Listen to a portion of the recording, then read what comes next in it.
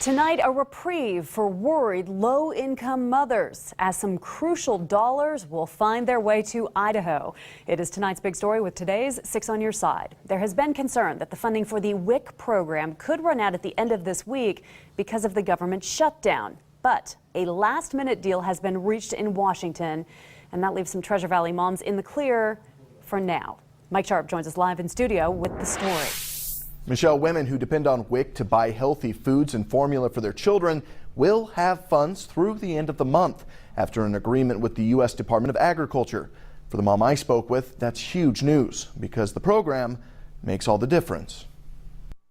Milk, cheese, eggs, those are staples for families. Michelle Taylor's family is one of those families, people depending on WIC to help them provide for their children. And until today, the funding for the program was up in the air. Then, at the last minute, the organization made a deal with the Department of Agriculture to extend the program through the end of the month. That might be difficult for Idaho families to come up with the extra resources when they're used to depending on this. Luckily, they're not going to have to, at least yet. More dire situations could await if the government shutdown extends. Taylor says the program, which only pays for healthy foods and forces the cart past the candy and the wine, means the world to her family. Taylor tells me while it's nice to have WIC paying for things like this tasty spinach here, it's the money saved that she can actually use on other things that WIC doesn't pay for that might be the biggest difference. I would probably buy these things anyway, but it helps out to have the money to put towards these kinds of things. Then I can buy gas or other things that the family needs, so it lightens the load.